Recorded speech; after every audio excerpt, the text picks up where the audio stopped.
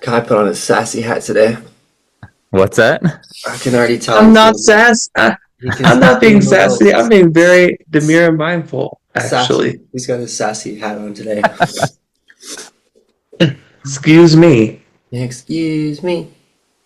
All right. Well, first, I'm really thankful for you guys to take the time to do this today and to go over some questions that I have just about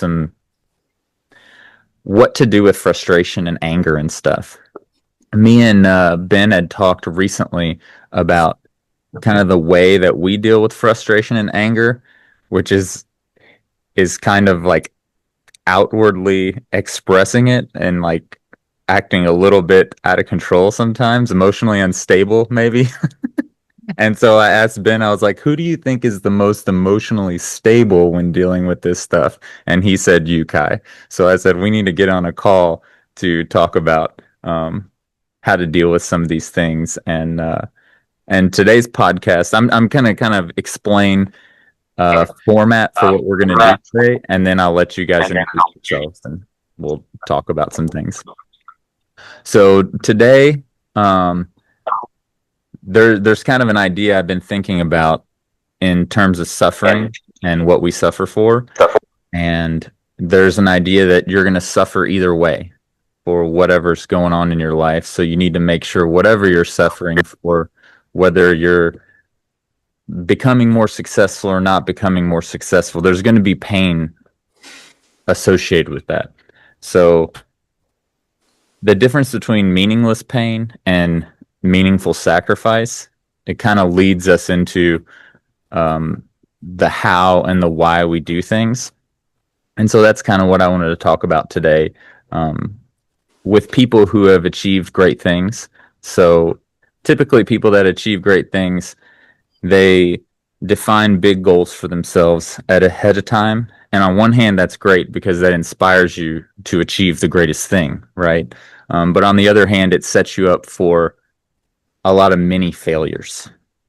And so with all those mini failures comes this frustration and this anger. And sometimes if that keeps mini failure over and over with like the biggest goals, sometimes that leads into some like states of depression. And how do we deal with that stuff? So that's kind of what I wanted to talk about today. And I'll have a bunch of questions for you guys throughout, but if you guys want to go ahead and introduce yourself and give kind of the 1-minute elevator speech of who you are in climbing, and then for people that might not know you when this comes out. So, oh gosh, I feel like I'm in business school. Well, my name is Kyle Lightner. I am a professional rock climber, and I've been climbing for, I guess, 20 years now. I am a 12-time national champion. I've won 5 medals at Youth Worlds. I've won 6 Pan American titles, and I've been recently outdoor climbing more instead of competing, and I've climbed 515. So that's my little climbing CV. Nice. I can't follow that up. My name is Ben Hanna. I'm also a professional rock climber, and I have not won any national championships. Have Team trials. 0 World Cup medals and 0 Pan American Championship titles. But I have climbed a soft 515. You've won team trials. That's arguably more important. Not national champion, but team captain. I've decided you get the title of team captain if you win team trials because you can't be national champion. Fair. That's fair. And I was also the oldest man on team, so it was kind of a double whammy. You were the oldest man on team? There was no... Oh, yeah. Oh, yeah. I was like years older than the next oldest guy. Yeah, I guess the others have retired. So, yeah, you are... That's you. That's me. Team captain. All right. So I gave you guys homework. I don't even know if anybody did it. And if you didn't, that's fine because I have lots of other questions to get into. But I gave you guys homework to find questions for. So Kai would have a question for me and for Ben, and Ben would have a question for me and for Kai. So did you guys do your homework? I did my homework. Ben, did you send the message to Kai or did you just? No, he sent me the I message sent the message and to I Kai. read it. He I responded read to it it and at 8:54. Awesome. I have to figure out how to turn off my camera settings because this is really messing with my autism, ADHD. The fuzzy zoom in, zoom out thing. Yeah, the zoom in, zoom out fuzzy background is really messing with my ADHD. Well, that's a conversation I had recently with somebody who is a coach for a biking team and talking about medicating ADHD. And I was like, I know a lot of ADHD climbers that became very, very successful because they just got, instead of getting medicine for that, they just got rock climbing for that. Yeah. Yeah, I just Kai. found something to obsess over. Kai. I've heard stories about Kai climbing in a roof for 40 minutes. Yeah, that sounds about right. We put him in the roof and we went to get lunch and we came back and he was still on the roof climbing around. Yeah, pretty much. I mean, that was my whole childhood. I feel like I just climbed in circles, climbed on the roof, hung from bars. My feet were never on the ground. I guess that's a good transition into my question for you, Kai, is I am most curious about like what, because and this is a conversation we had yesterday, was like I feel like we're part of the generation that didn't have any, much if any, like climbing science based training. It was kind of like we when we started climbing, there was just like ideas that people had about how to train, and then we were part of this giant growth where like lots of different ideas have come up and training is different. And like something you said was like if you looked at a World Cup athlete when we started climbing and then compared them to a World Cup athlete now, they like look completely different. They're just completely different athletes.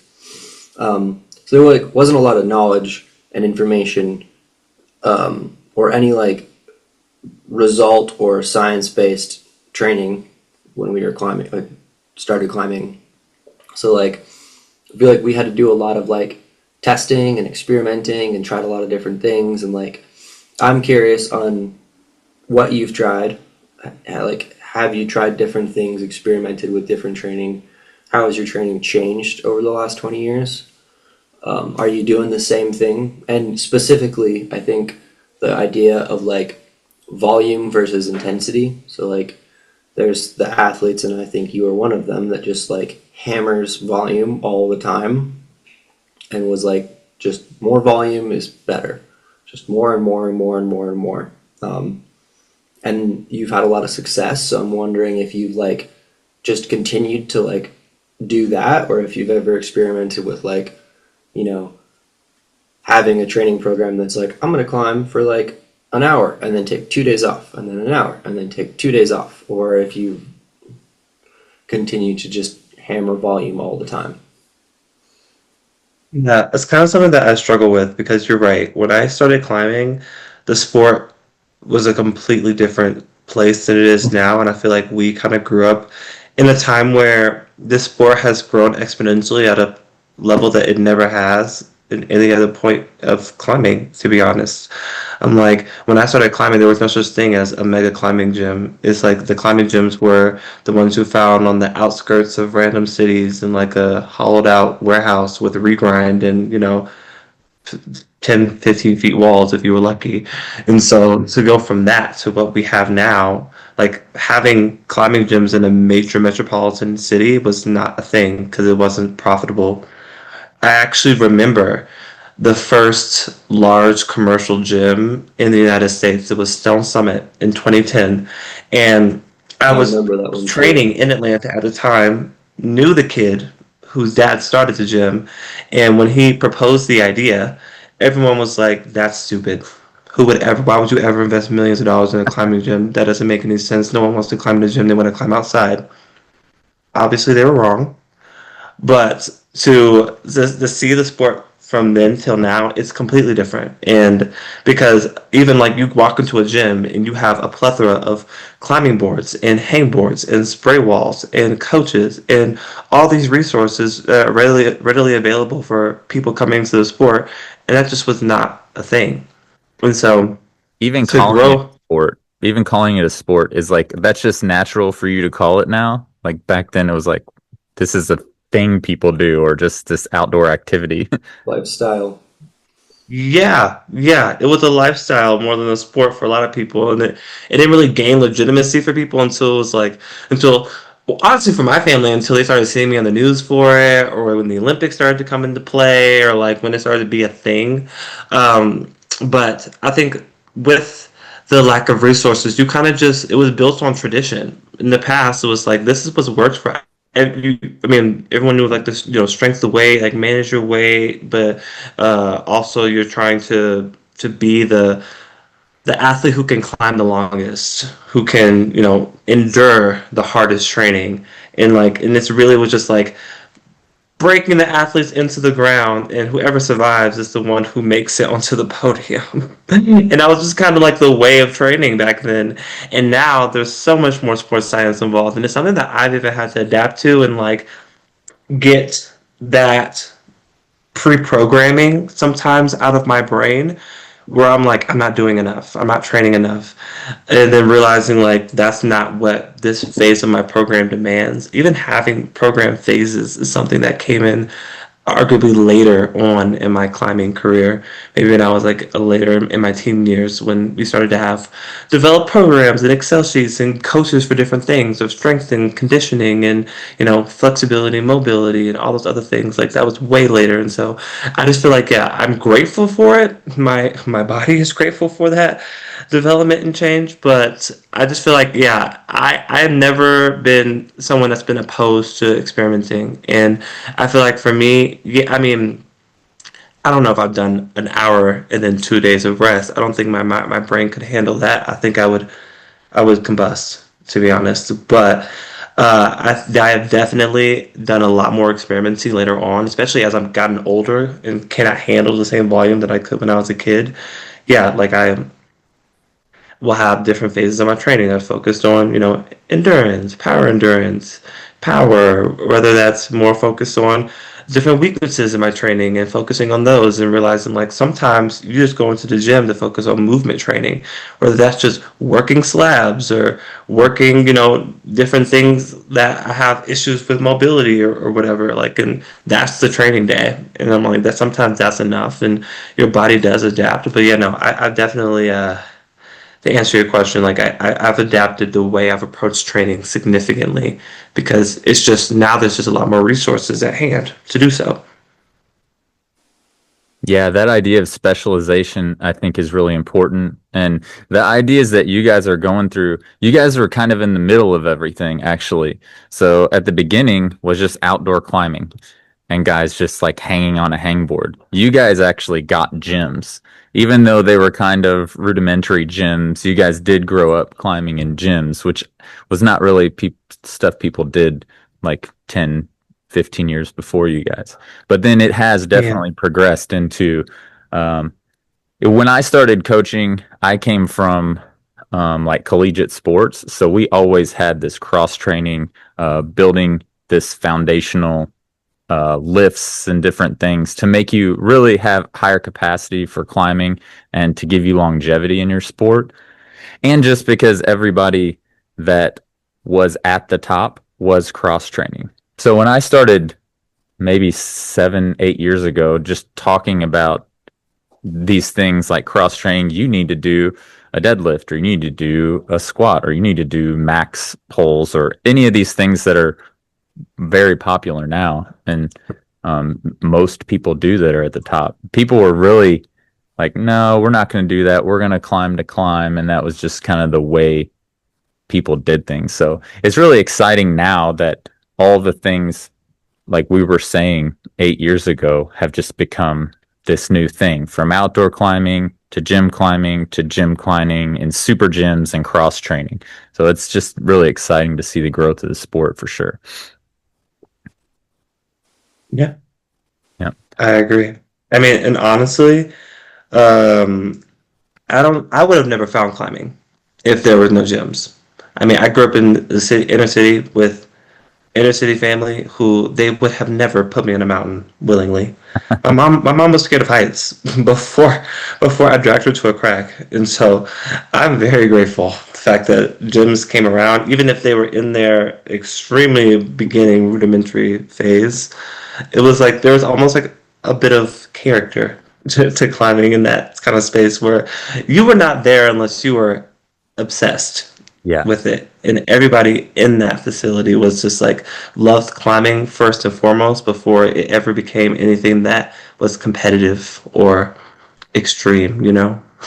That's So really interesting that you say that you were not there unless you were obsessed, because that is true. And it's really different training with people that are obsessed than it is training with, like, if you go into one of the super gyms now and you're obsessed, you may find one or two other people obsessed, and you might find 50, 60 people who are just there to get a little exercise or just get off the ground and get a little scared or whatever it is, like lifestyle stuff too.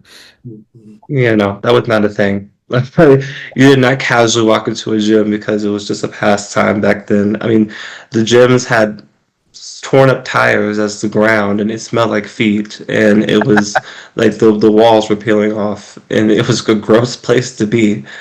Like, so if you were there, you just loved climbing. It was not you were not walking in just because it was something cute and trendy. Do you think that's changed the way that you approach things when you go into the gym, since that environment really doesn't exist anymore? Well, no, I feel like for me, um, I mean, climbing is it's a passion, but it's also a job at this point. And so when I go into the gym, I'm there to train, I'm there to work, and so 9 times out of 10, I'm not really invested in what's going on around me anyway. Yeah. But I mean, as a professional athlete, I'm like, it's not my, like, I'm not there really to socialize much. Like, I might carve out time to do so, especially because with my ADHD, I'm like, I need a little ADHD hour where, like, in between something I'm supposed to be resting for anyway, I can go around and like socialize because that's just gonna happen anyway. But but yeah, usually it's like we kind of come in as groups. Like I'll come in with Ben, or I'll come in with someone who like I've trained with for most of my life, and we are kind of in our own bubble. And so yeah, I don't know what goes on outside of that bubble. Okay. Hmm. So you have to find your group. You have to find your Ben or your other friend that wants to get in the bubble and be focused. Or maybe two ADHD kids need each other. All right. Superpower. Yeah, I mean, yeah. I guess you could say fine. I mean, for me, I wouldn't say fine because most of these people are people I've known since I was like 7. So it's more so like a just we kind of all know each other and I don't think we'll you congregate really. together. I don't think you really find someone that can hang out with Kai at the climbing gym. Like, Why is that? because Kai climbs for like 8 hours a day. Like you're like you and Jesse. You're like they. You guys have like a roster of people that you like schedule. So you're like, okay, well, like Ben will come in and belay me from 3 p.m. to 5 p.m. and then it'll be the end of his session because 2 hours is a good session, or maybe it's 3 hours. Yeah, 2 p.m. to 5 p.m. He'll be there for 3 hours, and then Jesse will come in. And Jesse will climb from 5 to 8, and then I'll have Maya come in, and Maya will do the last little stint with me. Like I this think that man makes first of all, it's a whole day activity at the climbing gym with Kai. You don't just find people off the mats that are like, yeah, I'll come climb with Kai.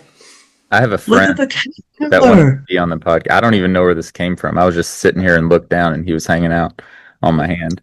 Little did we know that Haven't was seen for those in so long. That's how I know you're in the South, and that's Look at this crazy. roof climbing he's about to do. Look at this. It's crazy. I wish I had they don't have these out west. Like I don't 15 see them. That's why legs. this makes me miss home. We'll set him That's so down. cute.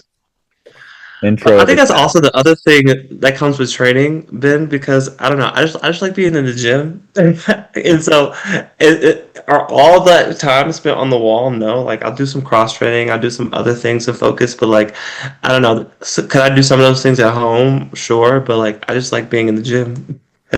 It feels like a second home to me, you know.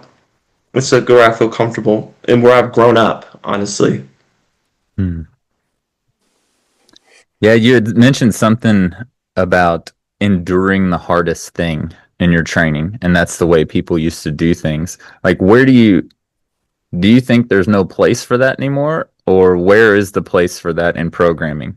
Because a lot of the new programming is like, okay, everything has to be exactly and perfectly programmed, and everything has to be this much intensity means this much rest, and this many hours of sleep, and this many calories, and this many everything. And for me, I think sometimes things can be over programmed.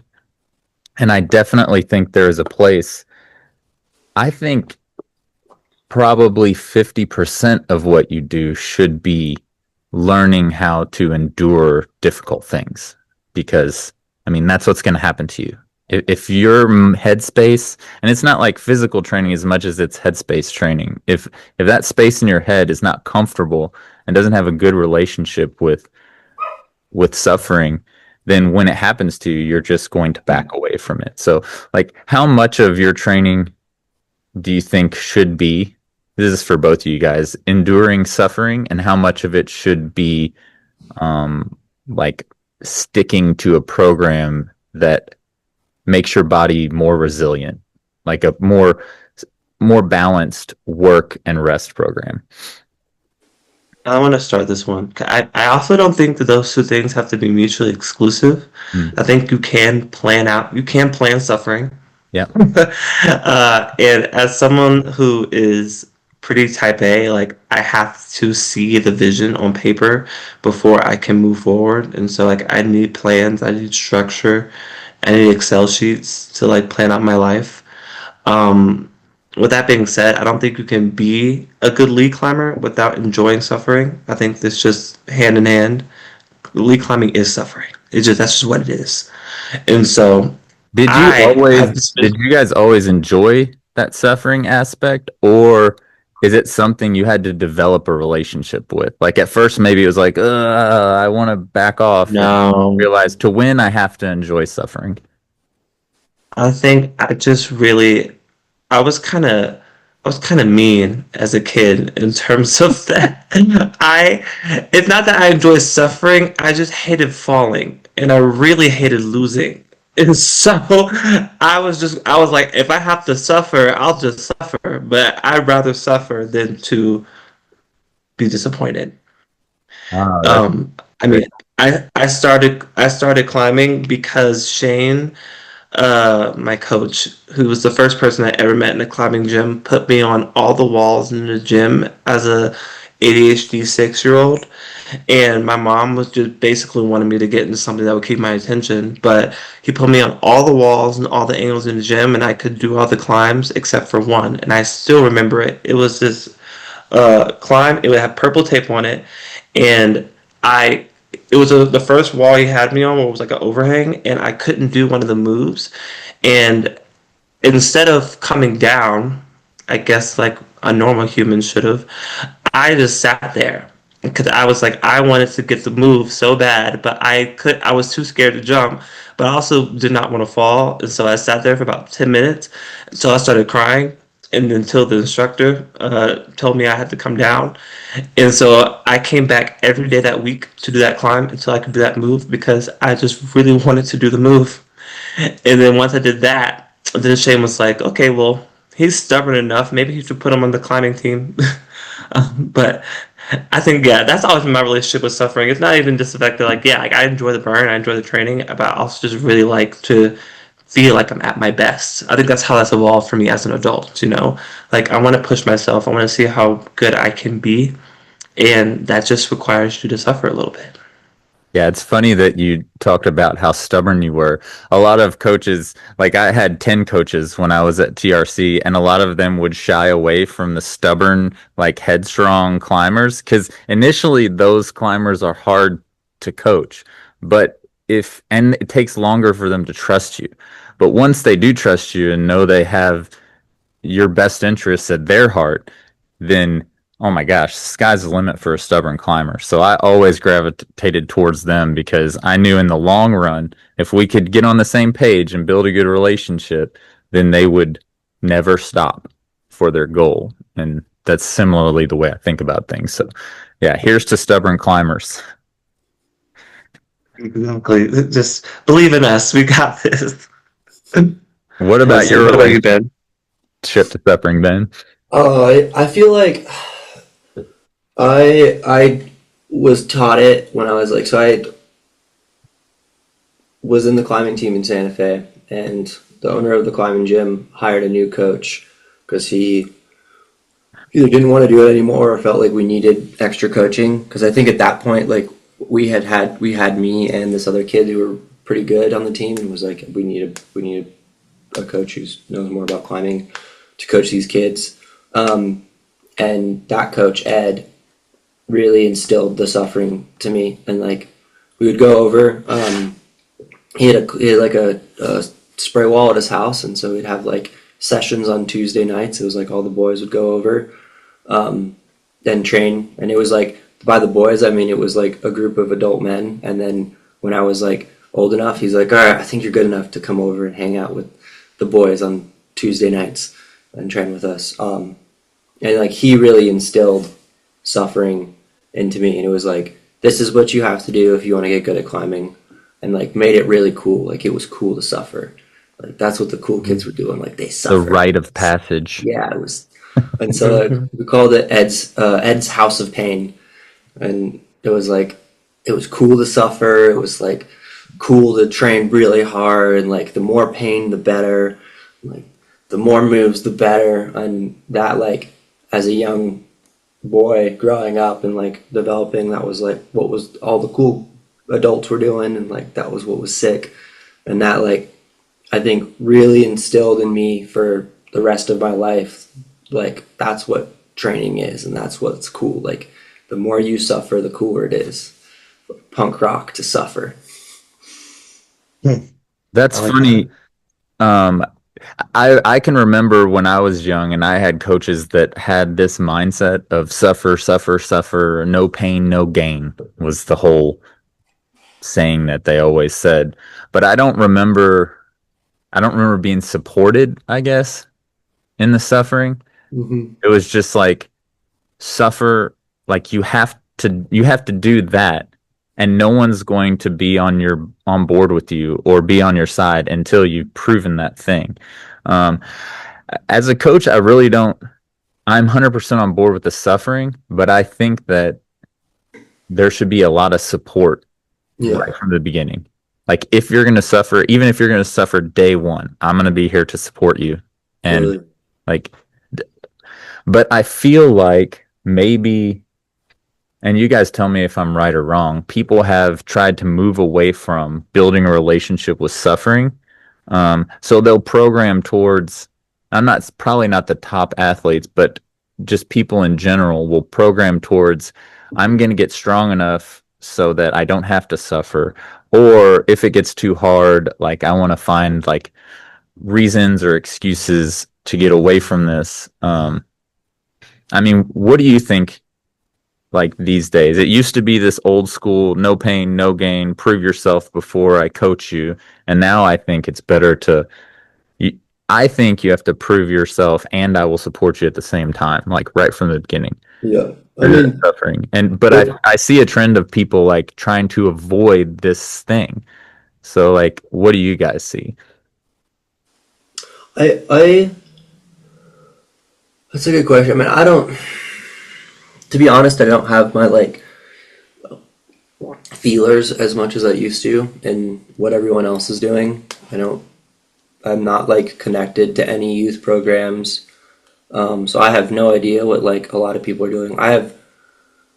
I'm not really connected to the youth circuit at all. So like I have no idea. Honestly, I have no idea who the up and coming kids are that are going to come kick our asses in 2 years. Like I couldn't tell you who the kids are that are agent open in 2 years. That's going to be a wild card for me. But as far as like the supporting, I think that was a big crucial part of it because it was a super supportive group. Like they were hard on me, and I do well with hard coaching. Like I really do well with like tough love and hard coaching and like suck it up, or like if you have to want to be here kind of coaching. But it was super supportive, and I think that was maybe an important part of it because it was like I got invited into this group, which was really nice. Like they were like, hey, you can come hang out with us. And then B, we were all doing it together. Like it wasn't like the coach standing over you and being like, you suffer, and it was like Ed was right there with the weight vest on, and as soon as I got off the wall, he got on the wall and suffered just as hard as I was.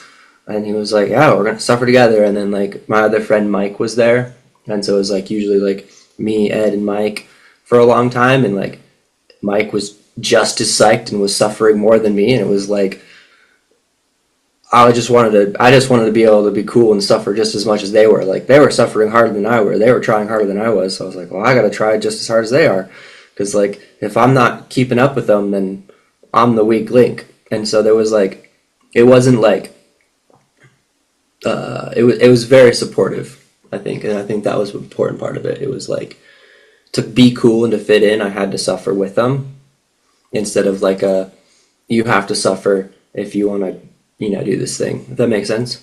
Yeah. Yeah. I think you touched on something that I didn't even realize till you explained this group dynamic is it's always easier to suffer with a group. Mm-hmm. Like every time I've been with people who are psyched, like, and we like laugh at the suffering, or we like jab each other or make fun of each other for falling or whatever it is, as long as it's all in good fun and people are like kind of just having this group suffer fest, it's always so much easier than if you go into the gym by yourself and you have to take on all the responsibility of managing that. Totally. So I think that's. I guess advice for climbers is find a group to suffer with if you schedule a suffer day. Like, Yeah, I think it's incredibly suffering. important. The person I'm thinking about too, Kai, is Chris Kosser. Like the difference between sessions, if Chris is there or if Chris is not there, and he's like the embodiment of that. Of like when you're at the gym and Chris is there, and if it's like and I think a spray wall session is kind of the ideal position, like place to suffer. It's like A, laps on lead, or B, like a spray wall session is kind of the epitome of like when you suffer in climbing. If Chris is on the spray wall, like I guarantee that you're going to end up giving 20% more and staying 20% longer, because Chris is so psyched to suffer and train hard that you're just like goaded into trying harder and suffering more and staying longer and doing more, because like he's psyched and he's suffering, which makes you want to suffer with him and stay and train longer with him. Like if Chris isn't there, I'll leave when I'm tired and I'm like, I'm pretty wrecked. I can call it a day. But if Chris is there, I get to that point and then he gets on one more time and I'm like, oh, all right. And then the next thing I know, I spend another hour at the gym training my face off. Peer pressure. Chris just keeps going. Suffering peer pressure. Yeah. I feel like for me, yeah, it's kind of that idea of, well, first of all, you have to be training with someone who is at your level or better. And I feel like for me, I was always going to the gym, and back when I was a kid, the strong guys in the gym would be like Taylor McNeil or Jimmy Webb or like someone passing through who like, and I don't know what was wrong with me, but me as like the 8 or 9 year old would be like, I can do that too. And like just like being shut down by what the big kids were doing, and then being like pushed to be better or pushed to like watch their training and like kind of aspired to do it. I mean, granted, I couldn't, but it was like cool to be around that and kind of knowing what the standard was. I think also somehow randomly in the middle of North Carolina when I was a kid, in my first year of competing, I was bottom of the I was like 7, and the national champion in my category happened to live in the same city as me. Random, because like there was nobody else on team or really that good in climbing, but he happened to be the national champion in my category and was in my division, and so I competed with him at regionals, I competed with him at divisionals, and I trained with him in the gym, and so I was able to kind of see what success looked like, and I was like, okay, well that's the standard. Like I have to climb at that level if I want to be the best, and so being able to climb with him, like it gave me the idea of like, okay, well, I have to climb. I think maybe at the time like 5'12" or 5'11" or whatever it was, and it like kind of just pushes you. So yeah, it's like the same concept of you have to be pushed to realize your fullest potential, and that only comes when you are training with people who are at the level you aspire to be at. Mm-hmm. Yeah, you definitely. It's funny that you talk about setting the standard, Kai, because when I first started coaching, it was your last year on team. And I mean, I'm sure you know this, but if you don't know this, you set the standard for sure. And so a lot of probably coaches and other people would like to take a lot of credit for the success of the team and like not losing a regional championship for like 10 years. But honestly, it's the peers that I see motivating climbers the most, especially the young kids.